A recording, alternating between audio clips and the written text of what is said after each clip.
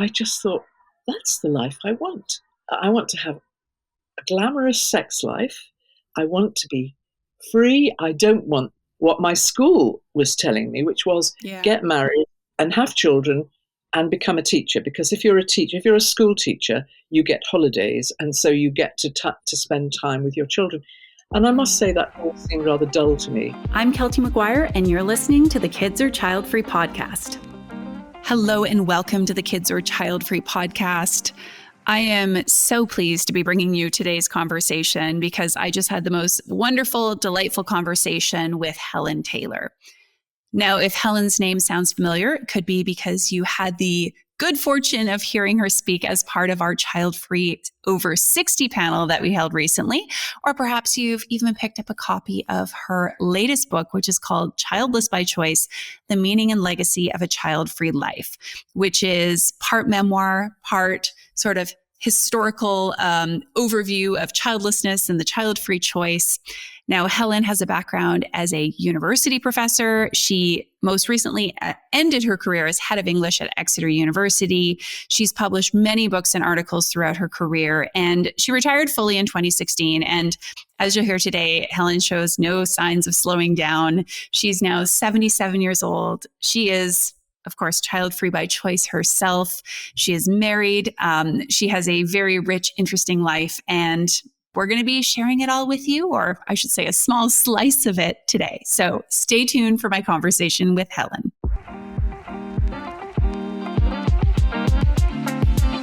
Helen Taylor, I am so honored to have you here for this conversation after hearing you as part of our Childfree Over 60 panel and having discovered you and your work just in the last few months. And so why don't we start by just having you share a little bit about yourself and make a small introduction to everyone. My name is Helen Taylor, and I am in my late 70s. I am married, not for all that long, and I have no children, and I chose to be child-free really all my life. And I have worked as a university teacher for most of my life until I retired. And I retired early in order to work with creative industries. I was very interested in the arts and literature festivals. So since my early retirement, I have been directing literature festivals and working with literary festivals and writing books. And that was really the main thing I wanted to do when I retired. I loved writing, and I've always loved writing. And not having children has enabled that. Yeah. You don't sound very retired, first of all. You sound like you've shifted gears into a different season of life, perhaps, but you're very busy and engaged with a lot of things. Well, I am, but I tell you, sometimes I feel 150. Yeah. Well, busy life. Age creeps up on you, and I do get very tired in a way that I don't think I did when I was younger. But I think it's very important to fight that, really, because otherwise I'm just going to slump into, retirement and wear my slippers and watch daytime TV. I don't want to do that. No, I don't picture you doing that, actually. Although it is good to have a cozy pair of slippers. I'd love to hear about your latest book, and which is part memoir. I know you've written quite a few books. And I have to say, just as an aside, I had a brief fangirl moment as I was reading your book today, because I saw that you were one of the authors on Half the Sky. Can you make sure Did you know Half the Sky? Well, so I'm pretty sure in women's studies at the University of British Columbia in Vancouver. So first of all, let me just say, in case I'm getting my stories mixed up, but when was it published? 1979. Okay, well, so in 2000 or 2001 at UBC, I'm fairly sure that I had that book. I think it had a different cover than the one I saw online, if that's possible. But I remember it was blue and I think orange. There was like a sunrise maybe at the bottom of the book. Yes. Yeah. Oh, yeah. I had that. So there we go. So this gives me a really cool sensation or feeling that we're speaking today, because this is going back 25 years, but yeah, it was part of my women's studies class at the University of British Columbia in Vancouver. I'm so glad to hear that, because isn't that cool? We knew that the book had made quite an impact. Yeah. Because it was the first women's studies textbook, and we knew that it was going to be used by classes. But to think that it was used in British Columbia is fantastic.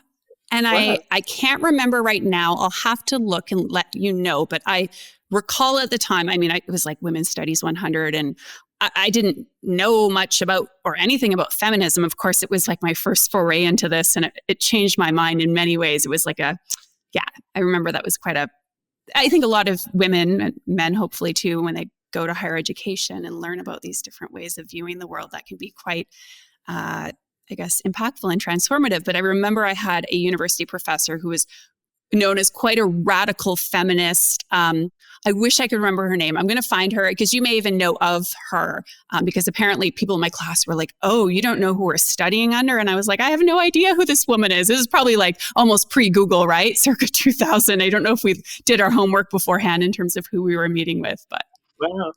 yeah. Well, Yeah. So anyways, I digress. Tell us about Childless by Choice. Well, I'll hold it up. That's what it looks like. Please. I'm very proud of the cover because it's very startling and very bright. And I wanted it to be that. And I wrote it because it's the most personal book I've ever written. I've written a lot of books, and I was a scholar of American Southern literature and culture. So I've written books about Gone with the Wind. I've written books about Southern writers like Maya Angelou, Tennessee Williams, and so on. And the book that I wrote when I first retired was Why Women Read Fiction, because I've been fascinated since I wrote my book on Gone with the Wind, and I talked to lots of women about why they liked Gone with the Wind. And I realized that women have this amazing kind of history of reading and of discussing their reading and seeing reading as being part of their lives and part of their relationships. And so I wrote this book, Why Women Read Fiction, which bore all that out. And then when I'd published that, I thought, well, what am I going to do next? And I thought, the thing that I have always felt different from other people is my childlessness. And it was getting increasingly obvious to me as my friends all became grandmothers and grandfathers. And they were saying that they couldn't meet me on a Saturday afternoon because they would be with their grandchildren. They were going on holiday with their grandchildren. And I suddenly thought, well, this is a whole new phase of my life when I had expected my friends to come back to me, and they're all off with their grandchildren. So that's why I wrote it. And then I read a lot about childlessness and people's feelings about childlessness and the whole history of childlessness and child-freeness. I realized that I was one of the first generation to be able to choose whether to be child-free or not. Everyone up to my mother's generation had really not been able to choose. Contraception was terrible. Abortion was almost impossible.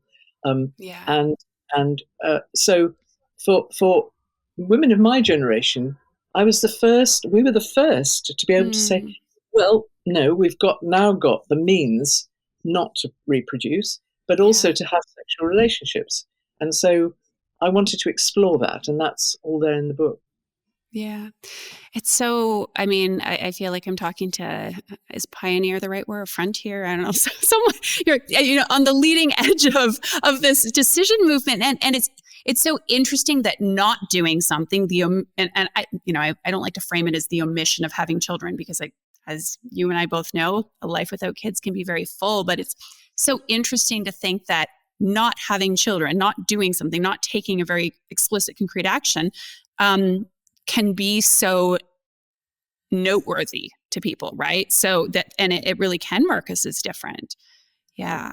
I can't think of anything. I mean, I suppose it's similar perhaps to being single, not partnering. But I think this is even, would you say, because you mentioned, for example, that you're more recently married, and I know you have had other long-term partners, but would you say that one or the other has carried more stigma for you at periods in your life if you have been single for a time?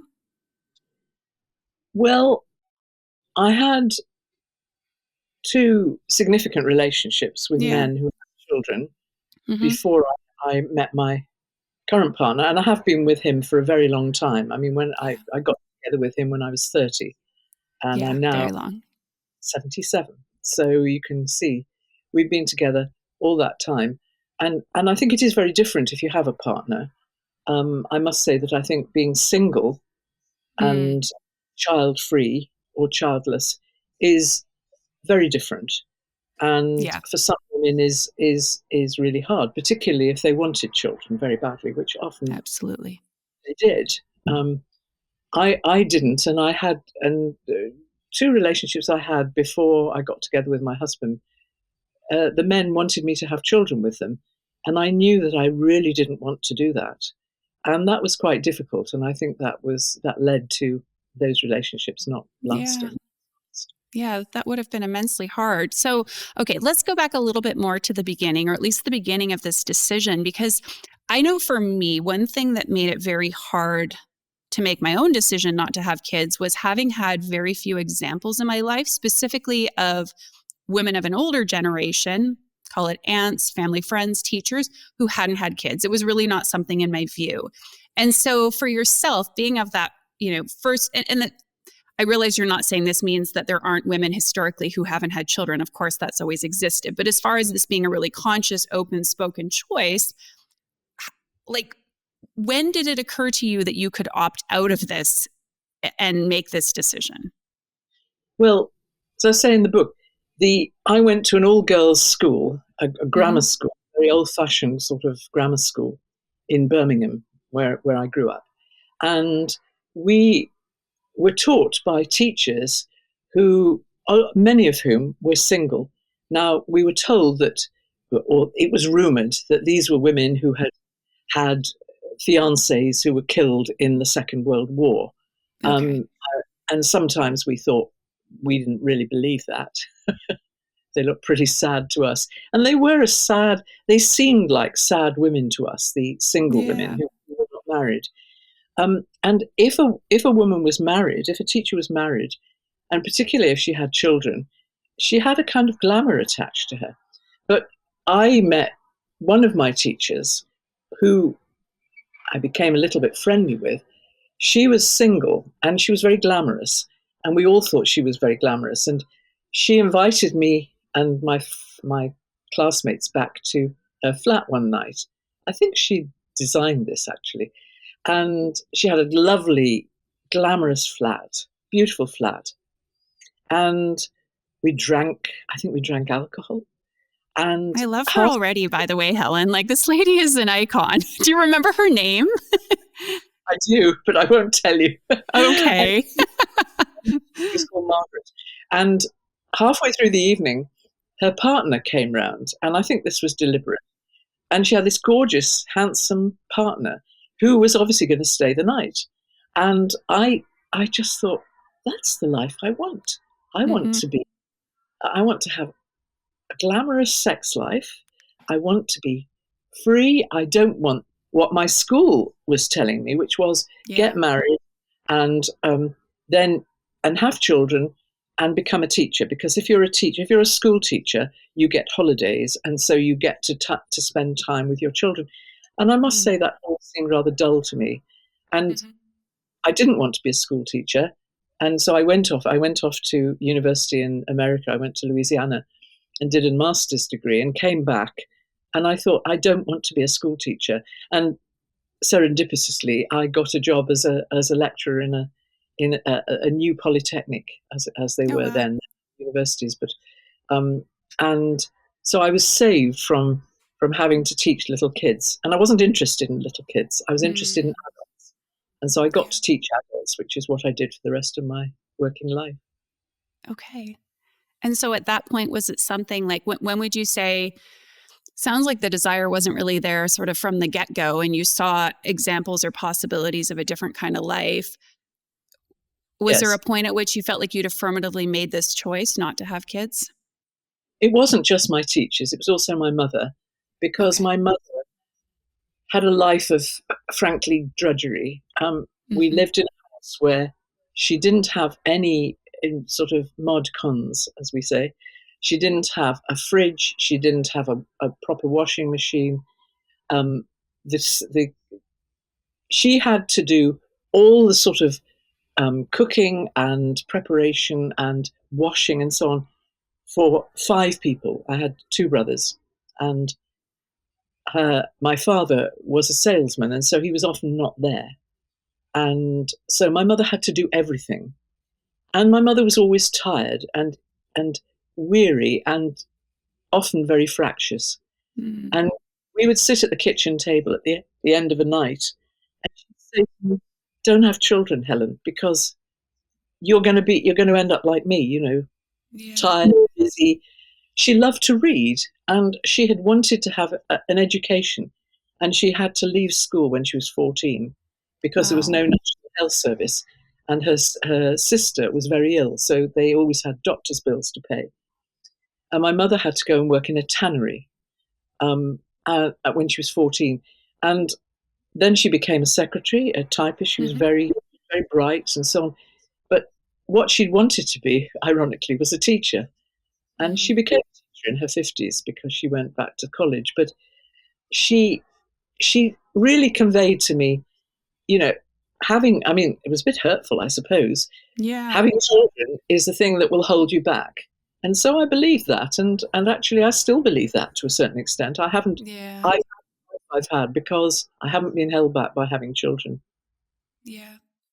I find it always interesting to reflect on a relationship with our own mother, if we had a relationship with our mother and were brought up by her, and how that maybe has influenced or impacted this decision for people, for people who choose to have kids as well. And my mom, I had mentioned before we started recording, is visiting right now, and she's made comments as far as, I think she maybe takes a small amount of personal responsibility for the fact I don't have kids, as far as if she Uh, could have showcased something different or better. And yet my mom did not have a career that she enjoyed, and she had some career aspirations. She said she had some sort of designs on being a fashion designer, like, oh, that would have been really cool.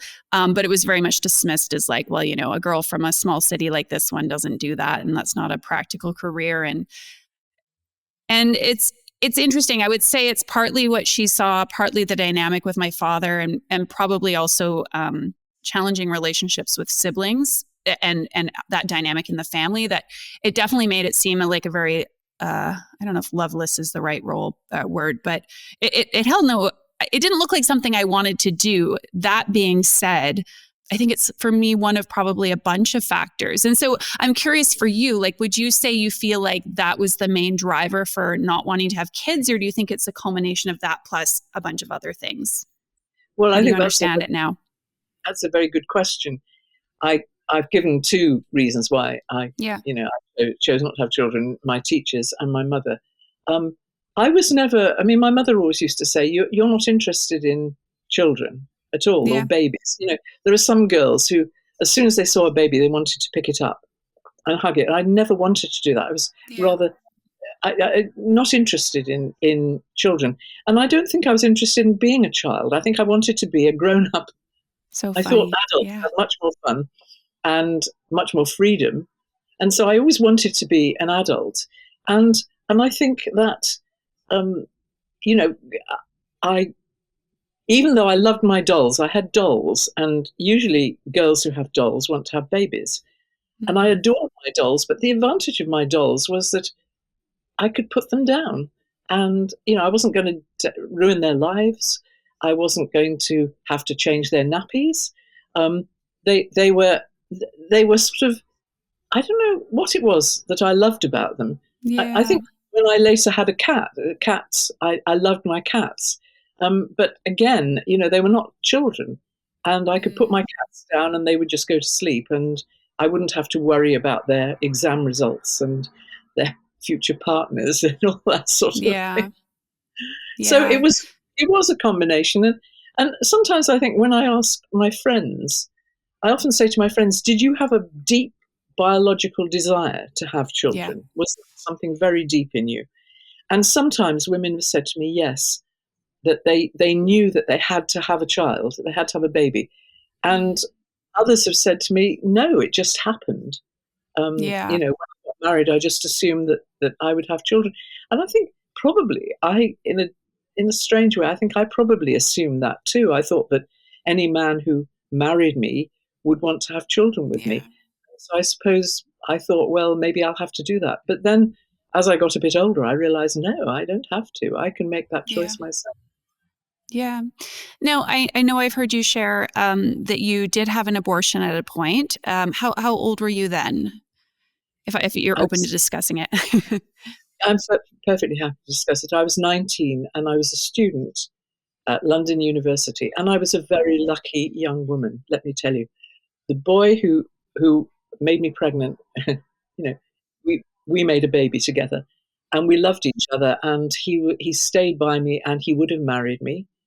And I didn't want to get married. And he later admitted to me it would have been a disaster. I mean, we knew that we were far too young. We were both students. We wanted to finish our degrees. Um, and, it was a mistake. It was a contraceptive error, as so many pregnancies are. And Hmm. I we knew that we didn't want to do it. And I was lucky enough to be at an enlightened university, which had a student health centre, which referred me for a very good abortion. But abortion was illegal at the time. So it was all very much, I was told not to talk about it. Um, I saw a student health nurse and a doctor, and the nurse said to me, "If you want us to refer you an abortion, you'll have to say you will kill yourself if you don't get one." So I did. I was an actress. I did a lot of acting when I was at college, and I went to the doctor and I said, "I'm going to kill myself." And he knew I was acting, but You were an actress, but not that good of an actress. No. not that good of an actress. You were the fifth actress that day. That's what all the girls said to him. And they got me a good abortion, but Hmm. it stayed with me for years because I felt so ashamed of myself, and because it was illegal, um, I couldn't really talk to people about it. And I remember just once telling one of my tutors about it, and he was obviously very embarrassed.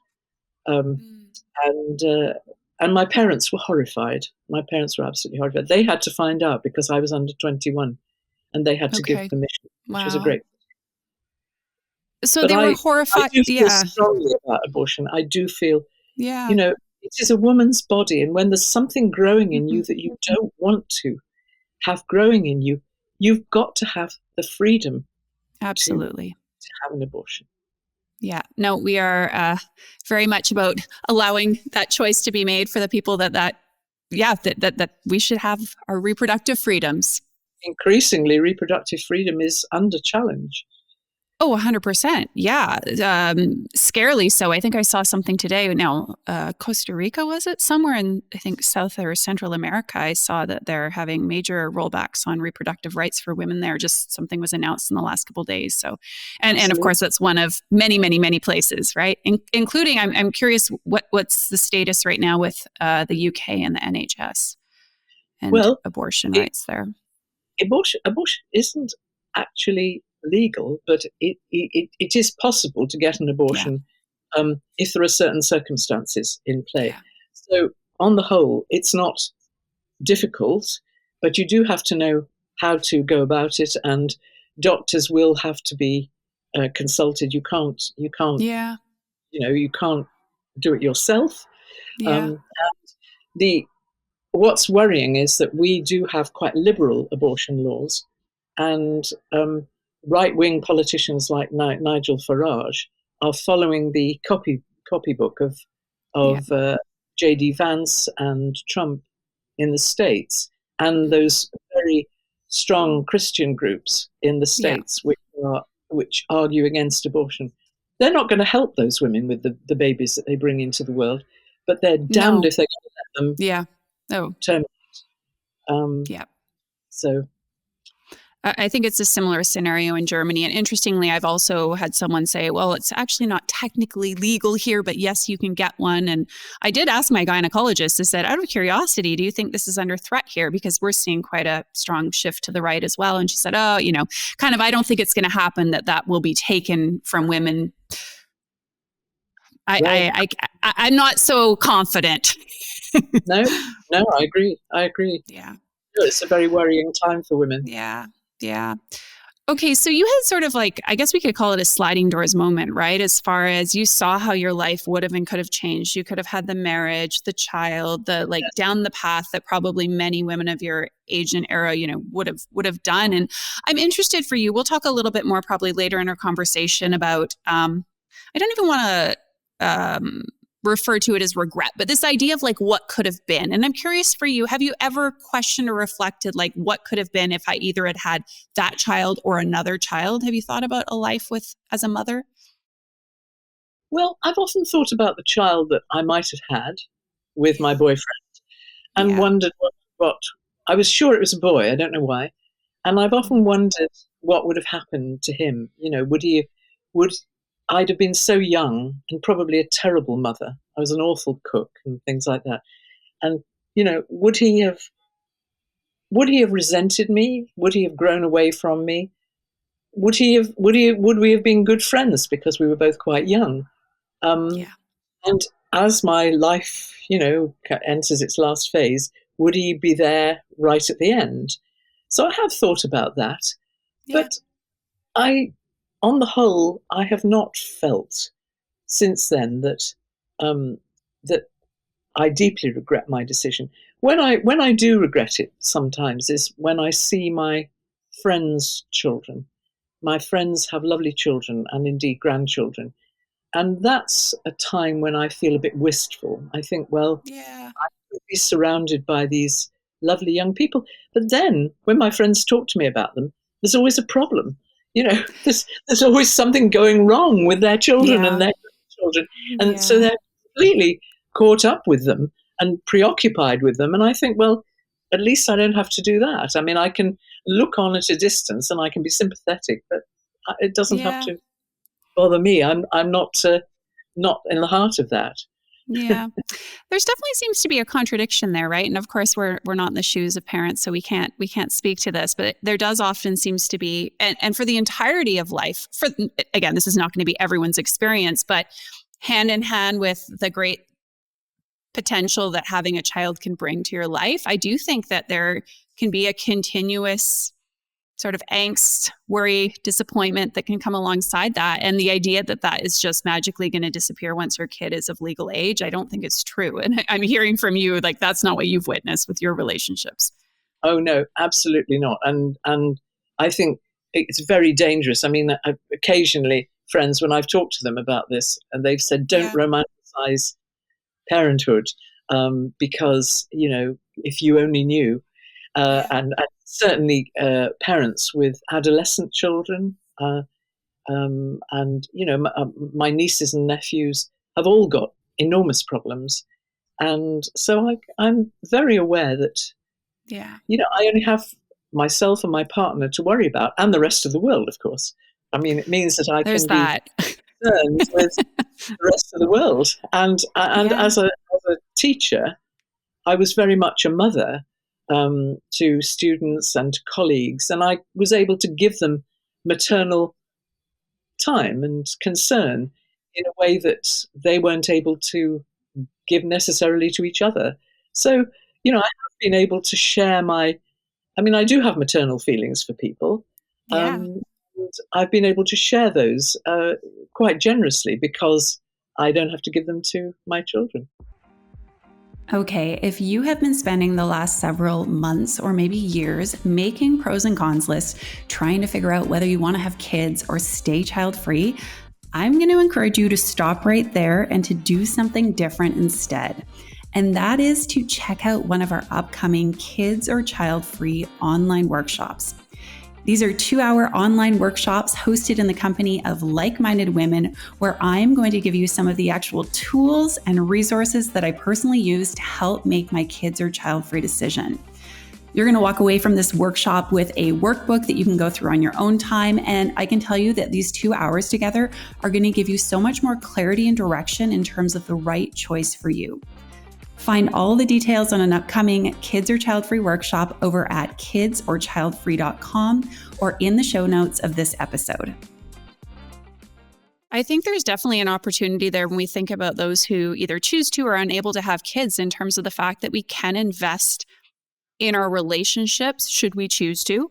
and be able to differently or at a deeper level and more broadly sometimes as well than those with kids, because we're not busy raising children. And I'd even shared with you before we started recording that my mom's here for a couple of weeks and she's doing a little bit of having a medical procedure done. And I have no doubt that if I had one or more children, the scenario that we're in right now would look entirely different. And it wouldn't be bad, but it would be chaotic. I certainly couldn't give her my undivided time and attention. It would not have been a relatively spontaneous visit like it's been.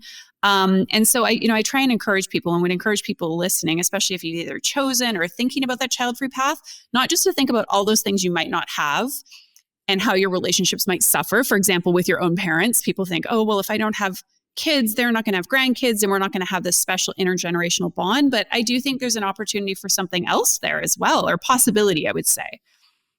Absolutely. And certainly in recent years, when friends of mine have got very ill, and I have lost quite a number of friends, and I write about that. You have. It was quite sad. And I know you say in the book, you're like, I'm not trying to make everybody sad, but I thought, gosh, Helen's really experienced some quite profound loss. I'm sorry to interrupt. I just wanted to speak to that. And it's often been women I've been very close to. But I've been able to give them time and energy that I would, I probably wouldn't have been able to if I'd had grown-up children with me, or if I'd had grandchildren. And so I've always felt that my time is available to my friends and to my friends' children if they want it. But I'm not. I mean, I've never been asked to be a godmother, so perhaps I don't really seem very much like a good mother. You can be my godmother. Are you allowed to ask somebody that when you're 43?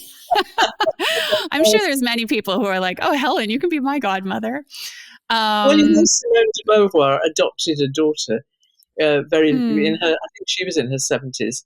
She decided that she would adopt a daughter, and I thought that was quite a good idea. I mean, I don't think I will, but there are young women that I really like, and so I think, well, they're sort of my adopted daughters. Yeah.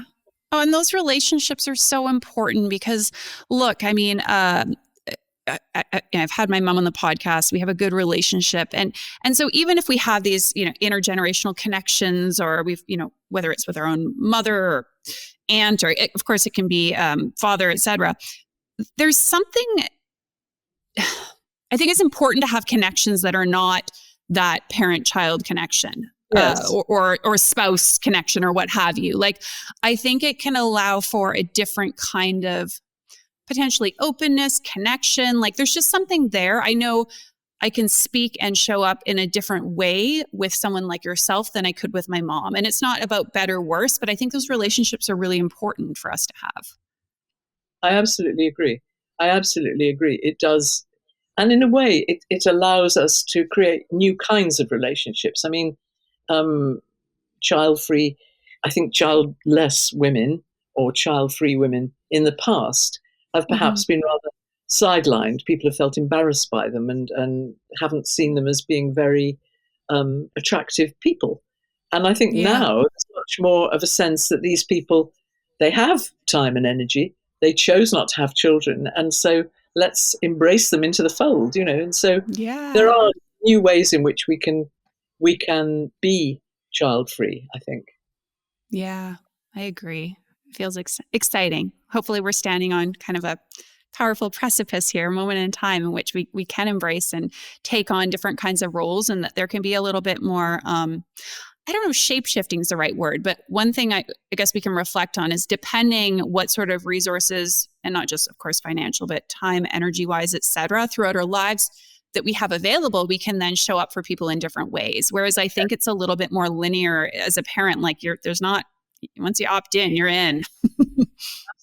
Absolutely. And of course, as people have said to me, families come first. And so you know that you are never going to be the first person in a mother's life. Her children are going to come before you. Yeah. So you're always going to be you're always going to come last, or you're going to come second, or whatever. Whereas if you're child-free, you can say, well, actually, you can be my first. I will Yeah. look after you. I will be your friend, and Oh, there's nothing holding me back. There's nobody who is more important to me than you. So you can yeah. forge new friendships, I think. Yeah, that's a really good reframe. And I was actually going to ask you because I can imagine some people who are listening, especially those, most of our listeners are still on the fence about this decision and trying to decide between parenthood and child-free living. Hearing someone like you affirm and reaffirm things like, yeah, my friends now they have grandkids. It's all about the grandkids. And you're never going to come first as a child free person in the life of someone with kids. Like, how do you contend with those things? Or what would you say to someone who is hearing that and thinking, oh my God, that sounds really terrible and sad. And how could I possibly choose a child free life if that's what it's going to look like and mean for me to sort of be on the outs, if you will? Well, that's a very good question. Um, let's take that word free. For a start, you're Mm-hmm. free. You don't Yeah. have that obligation towards children or grandchildren. You just don't. And if you choose to spend time with people's grandchildren and children, well, that's your choice. You are free to establish relationships of any kind that you want. And sometimes those are going to be slightly strange relationships or um, rather unorthodox relationships.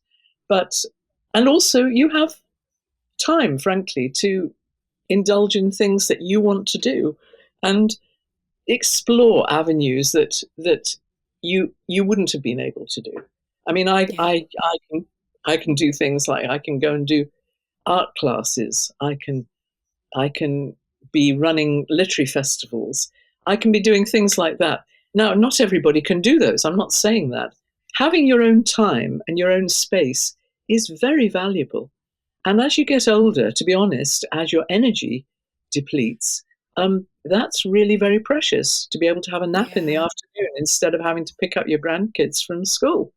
Um, and so the exhaustion, which a lot of my friends are now experiencing in their 70s Mm-hmm. and sometimes in their 80s, I am free from. So Yeah. just remember that there is a sort of an element of freedom, and one has to cherish that. Yeah. Yes, I agree. You don't Okay, I sound want really to. Oh, go ahead. you don't sound convinced. No, I do agree with you. The thing is, I don't really need convincing because, uh, I've reached a point in my journey. And listen, like I appreciate, I'm 43 years old. I may feel differently in a decade and 2 decades and three. And probably it will evolve because that's how life is. And that's our relationship with our decisions kind of meld and mold as we do. I don't have a tendency to focus on what if. I always say I focus on what is rather than what if. And I love exploring possibility for my life. So I'll live in the what if with my own life, my own reality. But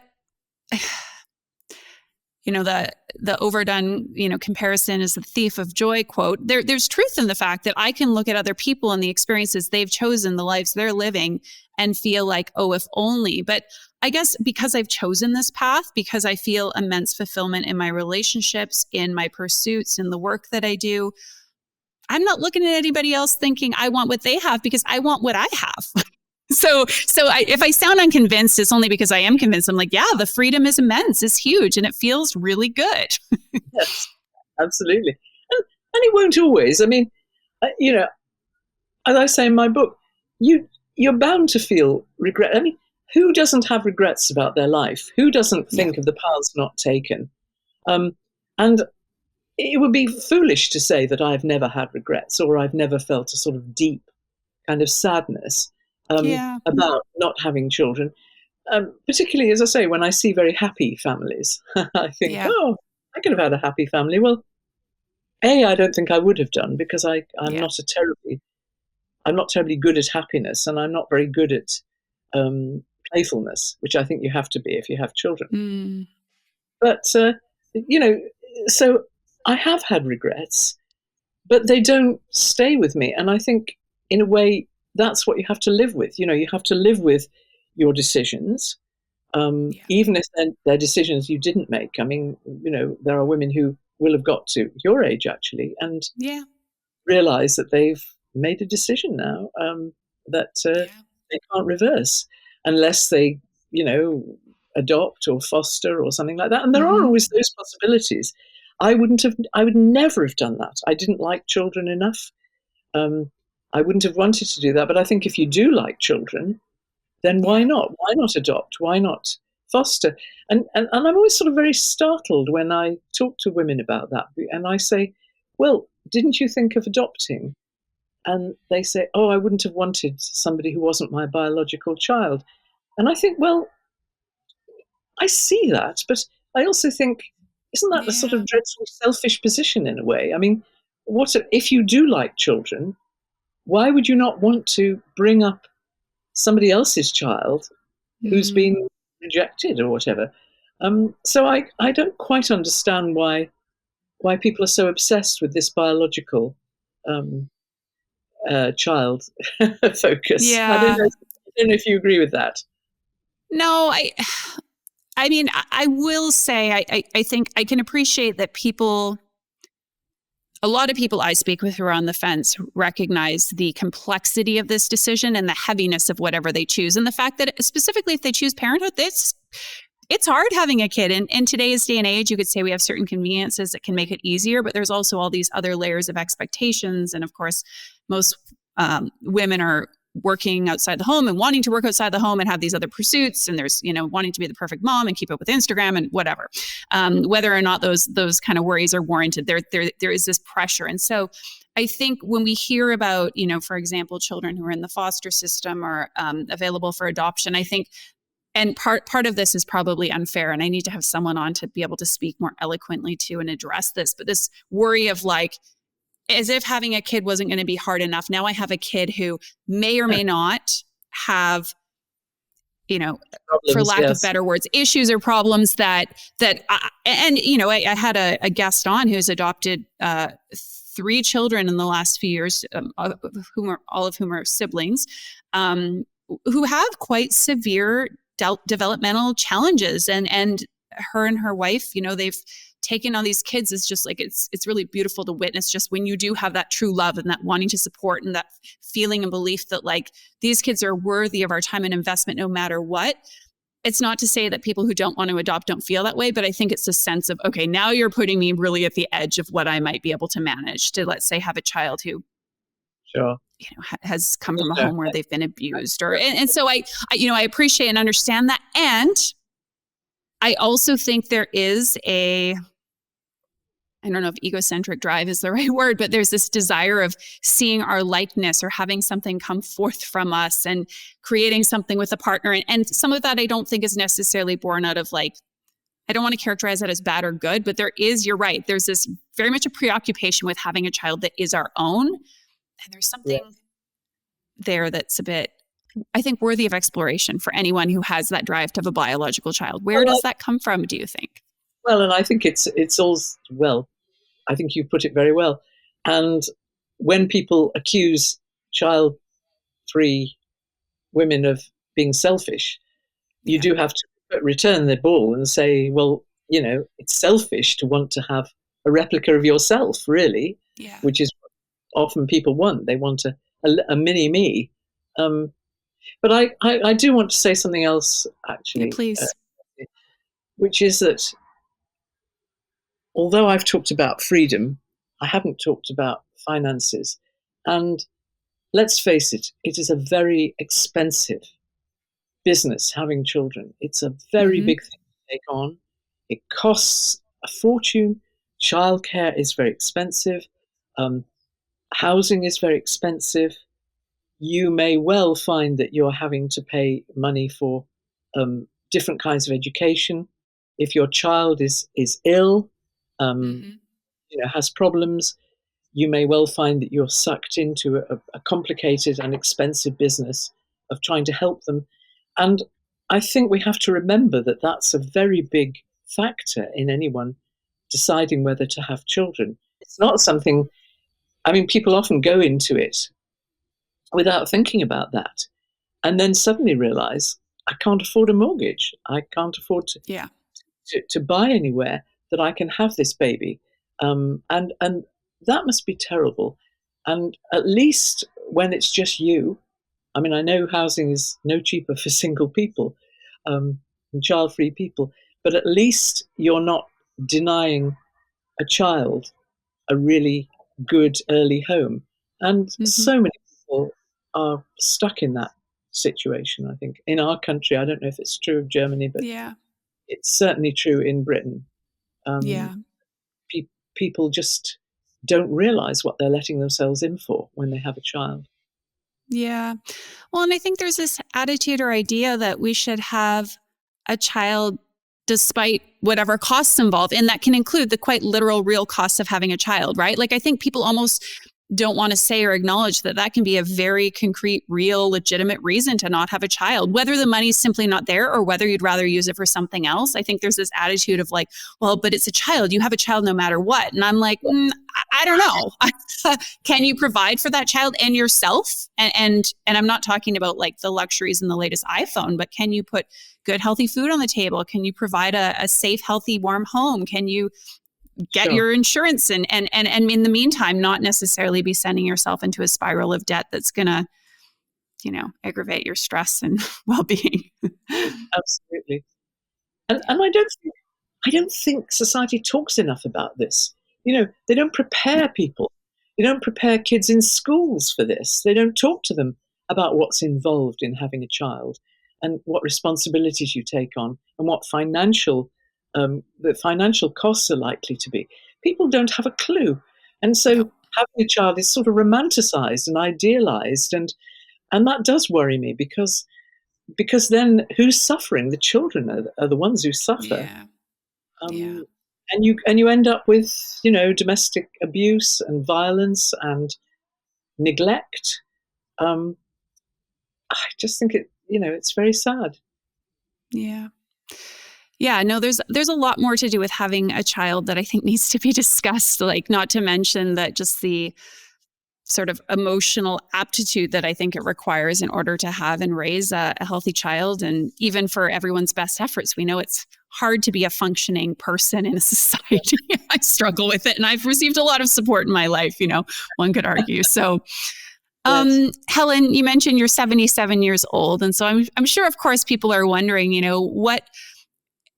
what are sort of reflections on your decision from where you stand today, and specifically where it concerns this, as I think you referred to it, this last part of your life? How are you feeling about, and also thinking about your decision when it comes to things like who's going to be there to help support you as you age? Well, I've had to think about that quite a lot because obviously I'm getting to the stage where I'm going to be 80 in a couple of years. It seems extraordinary to me. I mean, I don't feel old, but sometimes I do. Yeah. But on the whole, I don't feel old. But I do have to face the fact that a lot of my friends around me have very serious illnesses. My friends have started to die. They've started to become disabled. And I, I have a husband who is quite a lot older than me. And Mm-hmm. although he's remarkably healthy, things go wrong with him and things go wrong with me. And so you do have to face the fact that somebody is going to have to look after you. On the whole, I think I've got enough resources, I hope, to pay for help in my home Mm-hmm. and possibly if I have to move out of my home. But I'm Yeah. very privileged in that sense, in that I have an occupational pension, and I have a home of my own, which I might have to sell in order to be looked after. So I've had to think about those material things. Yeah. And those go along with the emotional things, that who is really going to miss me? Who's going to be there at the very end? And actually, do you know something? I don't think I really care. At the end, at the I don't, end, I'm not laughing because it's funny. You and I are like, I'm like, yeah, I mean, right? well, I mean, my cousin died last year, and he was surrounded when he died. He was surrounded by his loving family, and he was obviously delighted to have that family around him. But I've never had family around me, and I don't expect it at the end. I mean, if the odd friend or the odd niece or nephew shows up to see me on my deathbed, fine. Yeah. But I don't have any kind of romantic notions of death. I think what I do worry about is, um, you know, having a fall or something on my own. And I think a lot of people have that fear. But that could happen to you, or if you had children. And I have friends whose children live abroad. Yeah. So if they have a fall or if they're taken into hospital, their children are a long way away. So Yeah. I'm not alone in having to worry about good health in old age.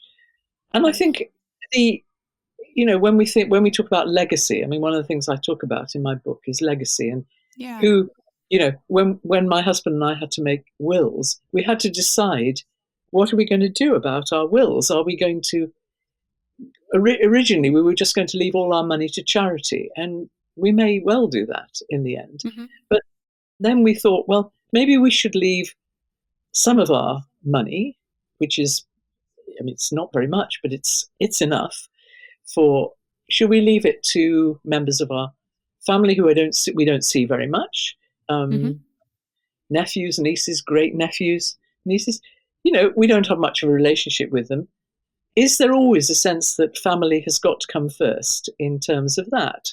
And Yeah. I think I said to a solicitor, I would like to leave my friends lovely things I have in my house. I have a few quilts, I have a few pictures, I have a bit of jewelry. None of it is valuable, but it's very precious to me, and I would like to leave that to my friends. And she was horrified. She said, "Oh no, because you if you just left it open to them, some of them will have died, and some of them there'll be a sort of bun fight when they come round. They'll all be fighting over who gets the rug and who gets the quilt." That's the story we hear all the time, right, Helen? Friends fighting over stuff, or more like the family fighting over yeah, I don't know who she's dealing with. I know. So, I think, I mean, there's a very nice young woman who, in my interview, in my book, I don't interview her, I heard her Mhm. talking on the radio, and she talks about, she's on her own, and she's very much on her own, and she doesn't have children. She has a cat, but Mhm. she's very much on her own. And she talks about who will call me beloved after I die. She was a poet in residence in Oh, I've heard this before. Manchester Yes. graveyard, and they asked her to write poems about the graveyard, and she started to see all these gravestones which say things like "dearly beloved," and they're Mhm. always about my husband, my wife, my children. And she asked herself, well, who would call me dearly beloved? Which is a lovely question to ask. Yeah. And in the end, she decided, well, she was the beloved of herself, and she Yeah. would, you know, that's who she dedicates her legacy to herself. Yeah. That's beautiful. Does that So that's resonate what, with you, or oh, go ahead. yeah, it does. I couldn't. She says it in a much more poetic way than I've just done, but You sound yes, perfect.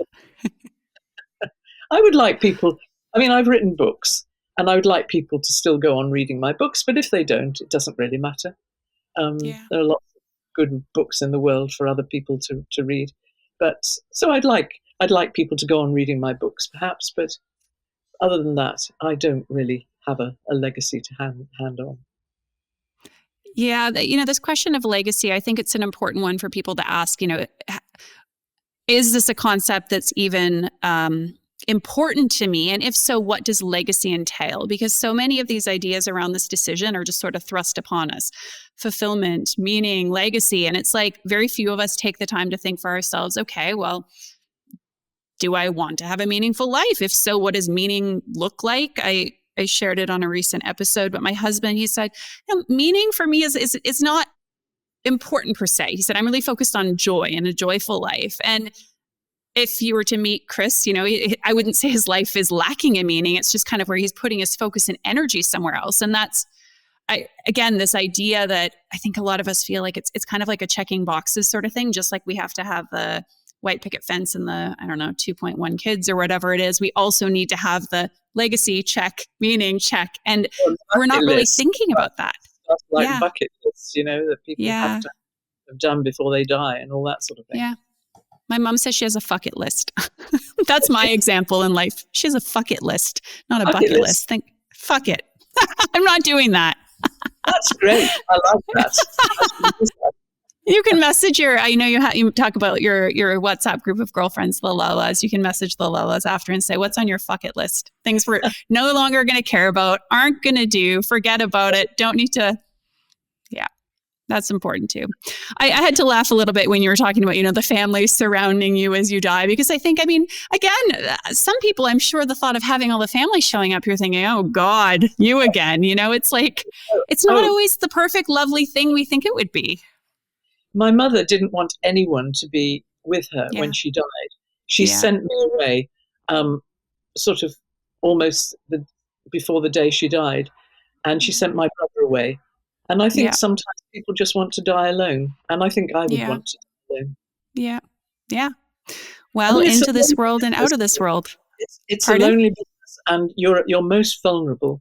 And really, you don't want other people's emoting over you or asking you having questions. To caretake that, Yes. So I can understand people feeling, no, I just want to die alone. Yeah. And if you don't have religious faith, of course, if you have religious faith, it's probably different. But if you don't have religious faith and you feel that you're not going anywhere after death, then you really want to, you want to be left alone. Yeah. And if you do have religious faith, then we could argue you're not alone anyways. So in any case, it's like, it's going to be okay. I don't know. I think we should, I don't want to make too close of an acquaintance with death at this stage in the game, but like, it's something that I'd love for us to be curious about it, right? Like there's so much fear wrapped up in this. Even I had somebody share that even the death box idea, which we'll have to quickly just say what the death box is. But when you mentioned this in the Childfree over 60 thing, they said, it kind of brought this heavy feeling for me. And I thought, I just thought that was really clever and practical. But again, it probably depends on your relationship with death, who you've lost, et cetera. And Helen, can you just tell us, you mentioned you have a death box. So what's a death box? I do have a death box. My death box is a very practical thing. It contains the deeds of my house. It contains my birth certificate, my marriage certificate, not yet my death certificate. That'll join it, I suppose. And things like all my passwords, so somebody could get into my computer. And then my savings, details of the savings I have, and things like that. And I read an article, a very good little article by a man who said, what you should do is you should write down your wishes for your death, for your funeral, so that people know. And when you think about it, whoever picks up my death box, whether it's a solicitor or one of my remote relations, it's very useful for them to have a little indication of the fact that, I don't want to be buried, I want to be cremated. And here's a list of music that I would like you to play at my funeral. Yeah. If I have a funeral. And, I know people have done that over the years and in different ways, but I think a death box is a very good idea. Absolutely. But maybe, I don't know how old you have to be to start doing it. Maybe you're too young. I think most people, the thought of someone rifling through all your stuff and your personal notes, and I don't know, I'd rather they not have to go through my cupboards. I don't even have too many things, but Well, leave it for 30 years. Okay, I'll leave it for a little while. First, my husband and I, we would, despite not having dependents, nor too much wealth, I guess, we need to work on a will, because it is good even for end of life. Yes. Or extraneous circumstance kind of care to be able to think about that. And I'll admit it's not something I'm like feeling warm and fuzzy and excited about, but I just think I think you can live more peacefully knowing that when the time comes, some things are somewhat in order. I don't know. For me, it brings me some peace of mind. Remember, anything could happen.